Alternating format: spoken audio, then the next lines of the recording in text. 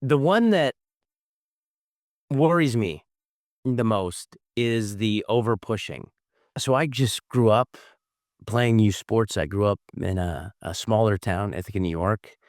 We were outside all the time. We were playing baseball, basketball, football, soccer. I played baseball, basketball, and soccer as a kid growing up. Until high school, I only played baseball and basketball and was always kind of better, or for me, best at basketball. Played a lot, had a lot of fun, had some success in high school and got a scholarship, to play Division I basketball at St. Joseph's University in Philadelphia, and then I transferred to Cornell University in New York, and that's where I finished and graduated from. And when I was at Cornell, I found out that I was able to play pro basketball in the Philippines by virtue of the fact that I was born there, and that the Philippines was one of 4 countries in the world where basketball is the number 1 sport. So, I got the incredible honor, joy, privilege, pleasure of playing pro basketball in the Philippines for 10 years. Um, right at the end of my career, I started something with a good friend of mine called the Nike Elite Camp, and that was basically a select, camp for the top high school players in the country, in the Philippines, that we put on for free for them, and, we trained them for 6 days and put them up overnight and got after it, and that was a lot of fun. From that, sprung something called the NBTC, which that was overlapping when I went from playing to coaching. So I was an assistant coach in the professional league in the Philippines called the PBA when Coach Eric Altamirano and I started something called the NBTC, with the idea being that we needed to spend more time impacting the kids than just the 6 days, and we needed to impact more kids. So we ended up starting to train the kids in the 3 biggest cities in the country, which then turned out to a league, which turned out to a national league, which became the national high school championships in the Philippines, which became an international tournament. And I think at this point in time, we have about 15,000 kids who play each year in the NBTC.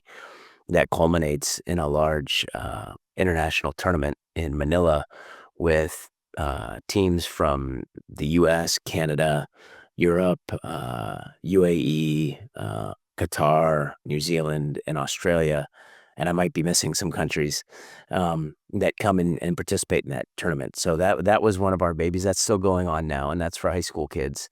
And then during that time that the NBTC was growing, I went from assistant coach to lead assistant coach to becoming a head coach, and I was a head pro basketball coach in the Philippines for 5 years. Never won a championship, made it to the finals 5 times, but didn't get over the hump. Um, and in the process, got to be an assistant coach with the national team. Got to travel and play in Europe a few times and or coach the team we played in Europe a few times and had a lot of fun with that and came in second in FIBA Asia. And I got to participate in the Olympic qualifying tournament.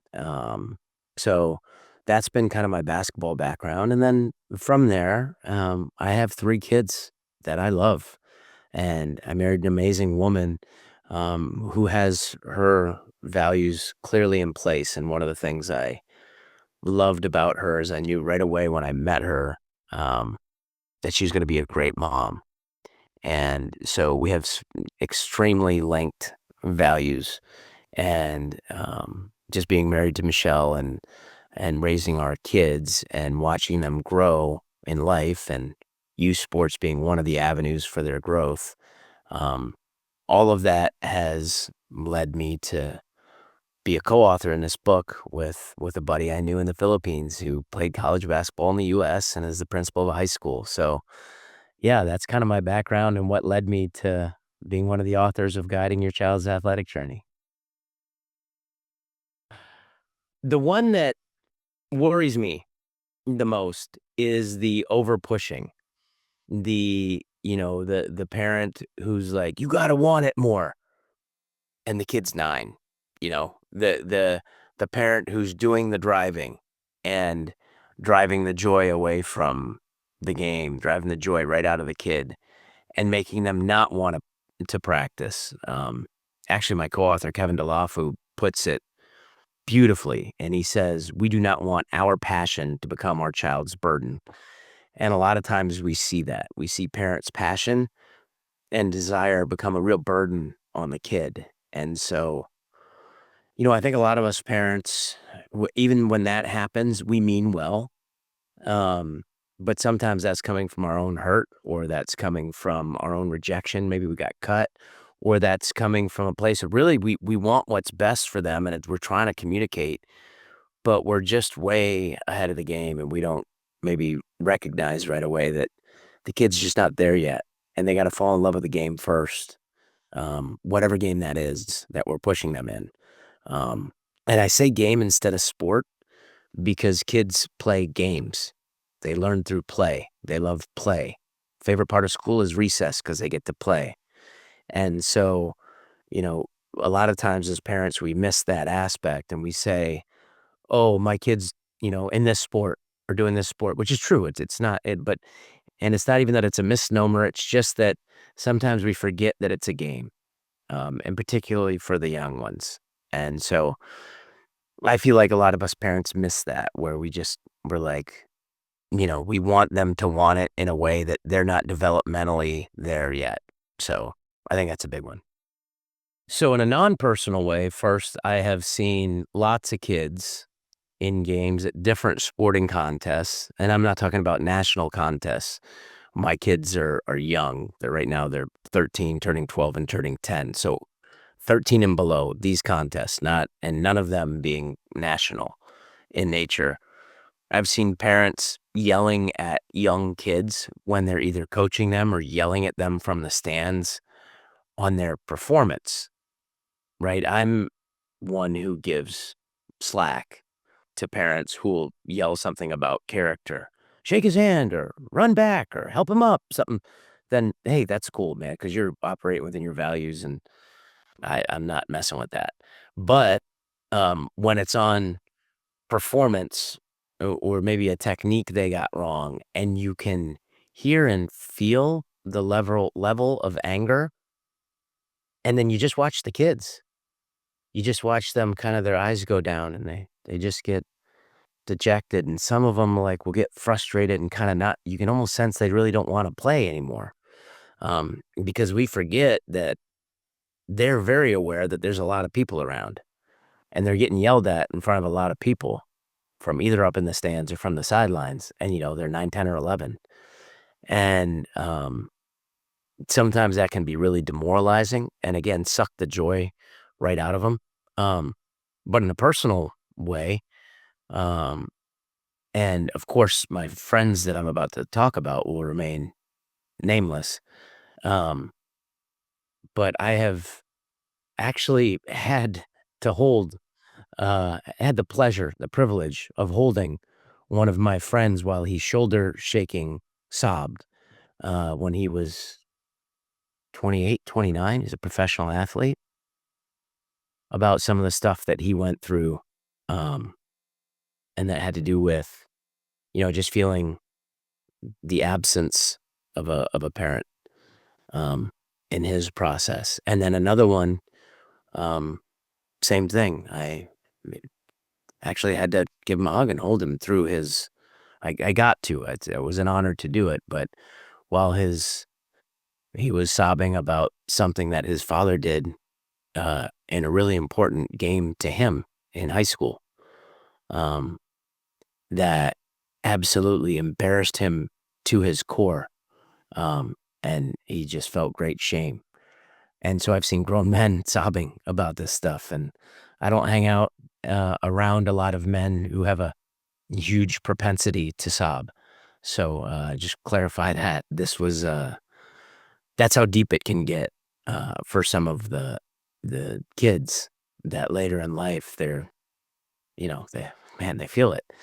And that's not all cases. That's probably not even most cases, but it is some.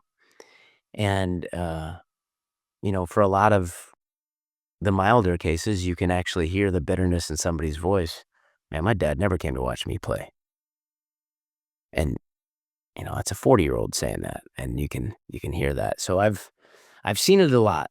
And to be fair, I have heard all kinds of wonderful stories, and I have wonderful memories myself of my parents supporting us. So in no way do I want parents to feel like, "Oh, we're all awful." That's not the point, but sometimes when we get pretty intense and harsh or absent, we can drop the ball and we can,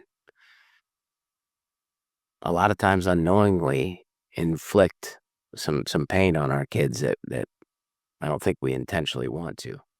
Values in youth sports, I would even say in pro sports, values matter more than wins because we wanna grow up people that stand for something. We wanna grow up as people that will stand up for what we think is right, that will act in accordance with what is right, and that's so radically more important than, "It's December, and my 4th graders beat yours in a game," as they're learning. You know, again, what are we trying to accomplish through youth sports? What exactly is our goal? I'll use the NBA as an example. Something like 40 players a year make the NBA. Depending on the stat and who you talk to, there's anywhere between like 5,000 to 100,000 people worldwide who get struck by lightning, depending on your source. The point is, way more people get struck by lightning than make the NBA. So what is it we're trying? Are we shooting? Is that what we're shooting for? Like everybody of the millions of people, tens of millions of kids who play youth basketball, as an example, worldwide, is that what we're all shooting for? How about we shoot for the values that we build them up. We teach them about life. We teach them about teamwork. We teach them that sometimes you need to step up to make the big play. Sometimes you're on the bench. You need to cheer your team on and support them as they make the big play. Sometimes you're gonna lose, and how you respond in the midst of that adversity can be incredibly powerful and helpful for you in the long run.